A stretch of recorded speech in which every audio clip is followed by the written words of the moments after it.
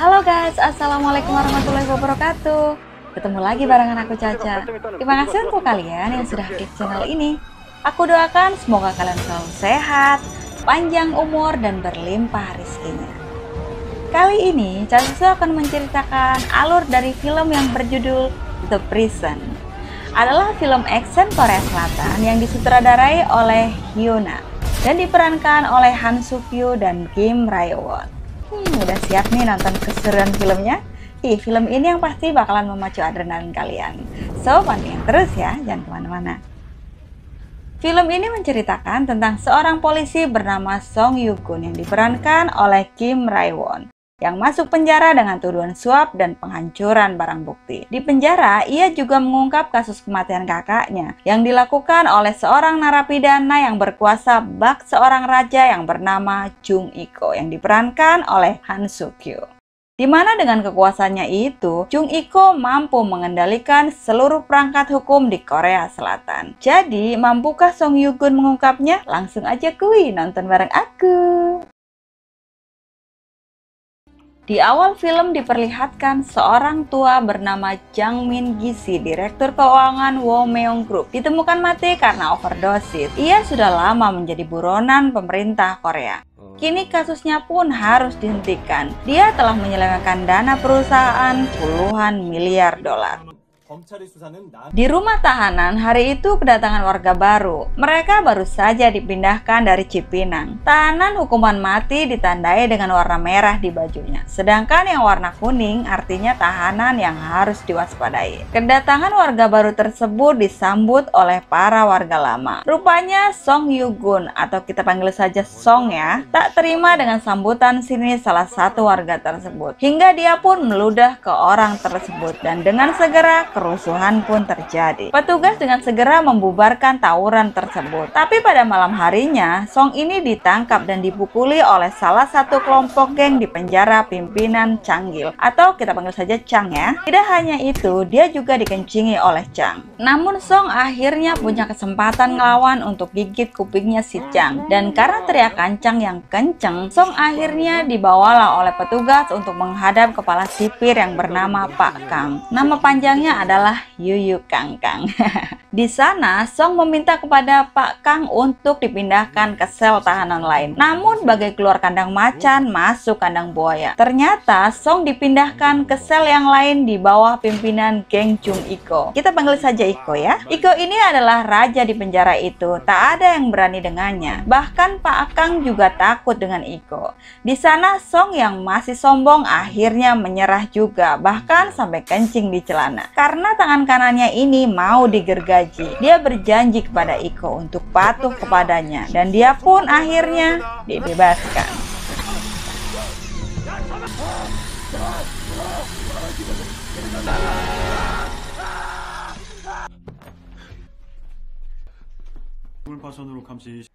Pagi harinya adalah waktu para tahanan main petak umpet di lapangan. Song kembali bertemu dengan Chang dan ia dikeroyok oleh anak buah Chang. Namun tiba-tiba Iko datang. Iko melihat Song yang kini sudah menjadi anak buahnya sedang dikeroyok. Dia pun menghampiri dan mengatakan kepada Chang, "Hai Chang, kok mafia tapi kelakuan kayak preman picisan, beraninya keroyokan one on one dong." Lalu Song sambil menantang mengajukan syarat. Jika doi menang, ia minta setiap sel diberikan 4 ekor ayam goreng dan dipindahkan kamarnya. Sedangkan Chang meminta jika ia menang, ia dan anak buahnya pindah penjara lain. Dan kemudian Iko meminta kepada asisten Pak Kang untuk mencatat perjanjian itu. Dan selanjutnya biarkan mereka beraksi.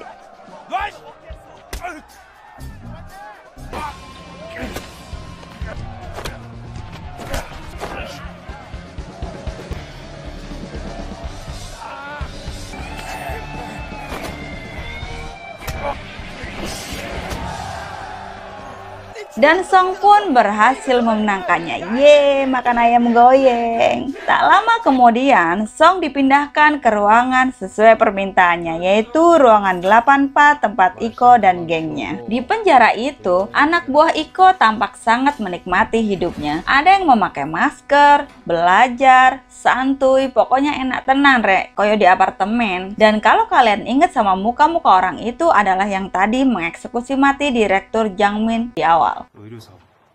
Pagi harinya, Song baru tahu bahwa mereka ini bukanlah orang-orang sembarangan. Ada dokter yang dipenjara karena malpraktek, ada yang mantan kepala militer, dan orang-orang hebat lainnya. Dan mereka memperingatkan bahwa Song hanyalah seorang polisi, jadi jangan belagu di sini. Tak lama kemudian, Iko datang untuk meminta makan, dan betapa dihormatinya dia di penjara itu. Semua orang patuh dan menyajikan makan untuknya. Berdasarkan informasi yang didapat dari Dr. Kim, asisten Iko yang ada di luar penjara, Iko dapat mengatur semua tindak kejahatan di Korea. Bahkan kali ini mereka akan merampok barang sitaan polisi. Dan yang lebih hebat lagi, mereka dibantu oleh ahli peledak yang didatangkan dari penjara lain. Malam itu pun mereka beraksi. Petugas yang berjaga saat itu sedang membuat mie dan dia tak menyangka tempat kerjanya tiba-tiba meledak dan sariminya pun belum sempat dimakan. Doi udah tewas duluan.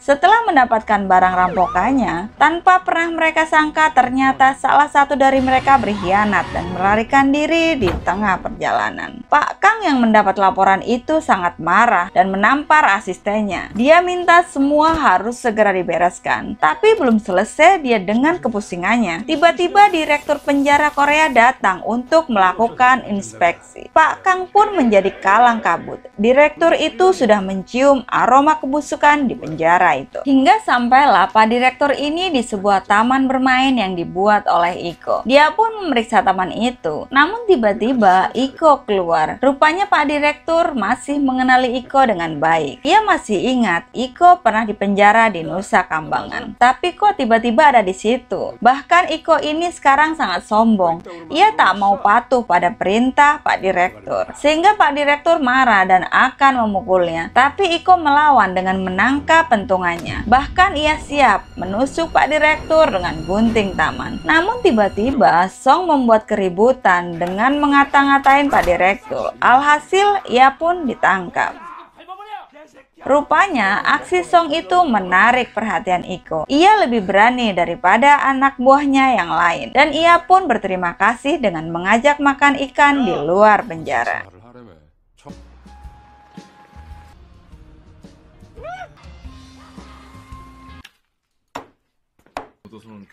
Di luar sana, Iko meminta Song untuk membantunya menangkap musuh bebuyutannya yang masih bebas di luar penjara. Ia akan diberikan imbalan 100 juta won.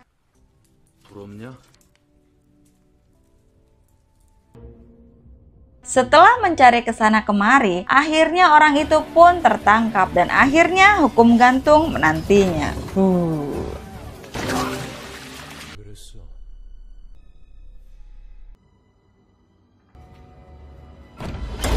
Song sangat terkejut dengan apa yang dilihatnya, tapi ia tak bisa berbuat apa-apa. Ia pun mendapat imbalan 100 jutanya. Kini Song telah resmi menjadi anak buah Iko, bahkan menjadi tangan kanannya. Keadaan itu rupanya tak disukai oleh tangan kiri Iko, yaitu Ma Sajang. Bahkan ia menantang Song untuk adu jotos di depan Iko. Iko pun tak menyukai sikapnya, sehingga tanpa basa-basi, kepalanya langsung dikepruknya dengan loyang yang ada di depannya. Rasakan.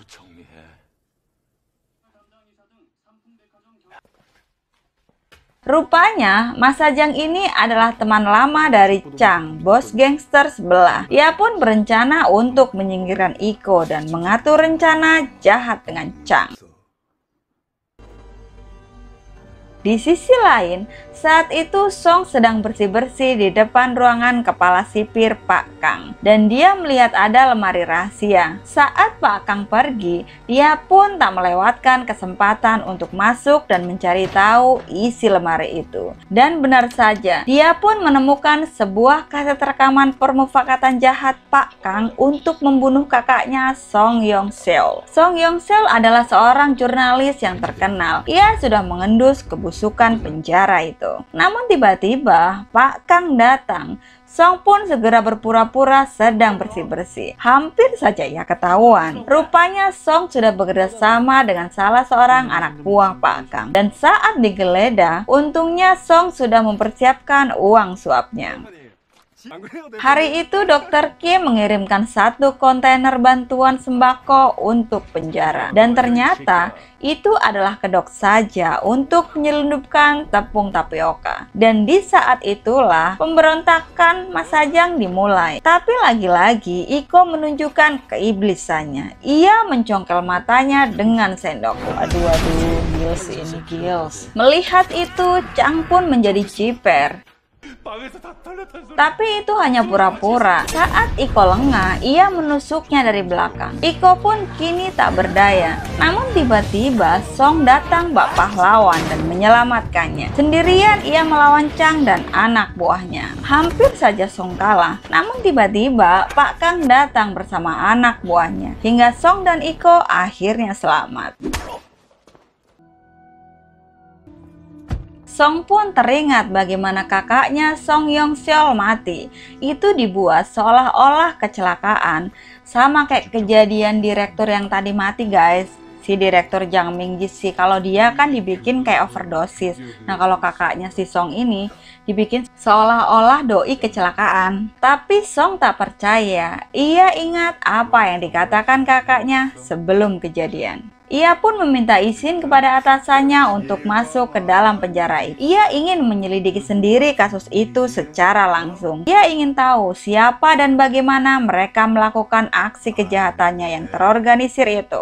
Jadi guys, rupanya si Song ini masuk penjara hanya untuk menyelidiki kematian kakaknya. Dia ini berani banget guys, karena dia berprinsip kalau kita ingin berbicara dengan semut, kita harus menjadi semut dulu. Bener nggak? Lanjut. Akibat kejadian itu, Chang akhirnya dipindahkan ke penjara lain. Namun di tengah perjalanan, ia ditinggalkan di tengah jalan dan dilindas mobil lain. Sepertinya ini juga sudah terorganisir ya guys.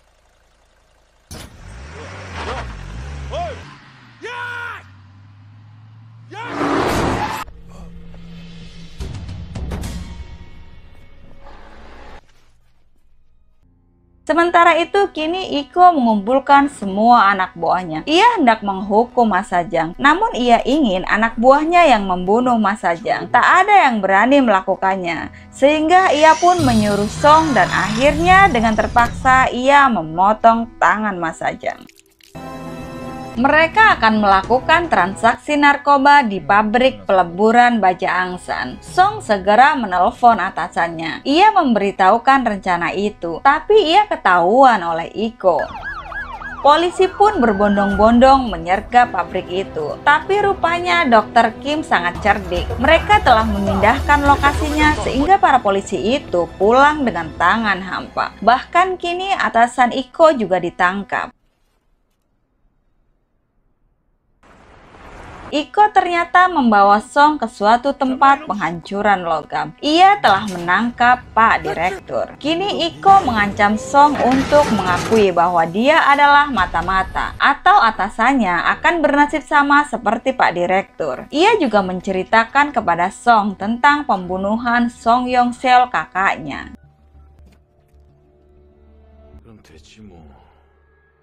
Karena tidak tahan dengan suara siksaan terhadap atasannya, akhirnya Song pun menyerah. Ia pun akan menyerang Iko. Tapi ternyata di belakang anak buah Iko sudah menanti. Di saat yang bersamaan, Pak Kang menyadari bahwa kasetnya telah dicuri. Dia pun segera menemui Iko yang saat itu akan menghukum Song. Namun terjadi perselisihan dan saat Pak Kang mengeluarkan pistolnya, ia dengan mudah dilumpuhkan dan ditembak mati oleh Iko.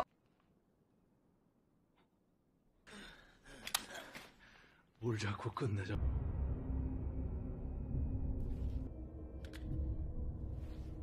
쏴 죽이고 자살을.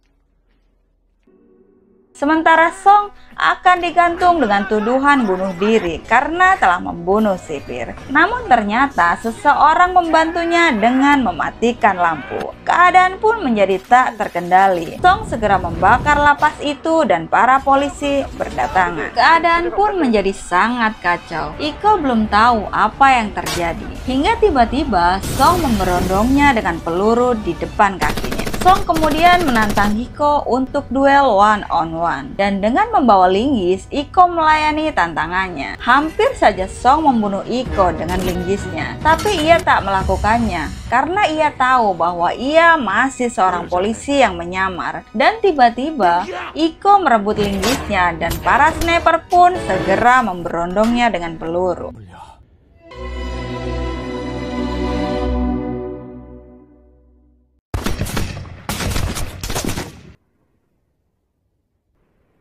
Kini seluruh penjahat di penjara itu sudah ditangkap dan polisi menyatakan bahwa Song akhirnya terbukti melakukan tindak kriminal bersama Iko pada saat di penjara dan dia pun kembali dimasukkan ke penjara itu. Tapi kali ini dia menggantikan Iko menjadi penguasa gangster. Waduh, kayaknya keenakan jadi semut nih ya guys.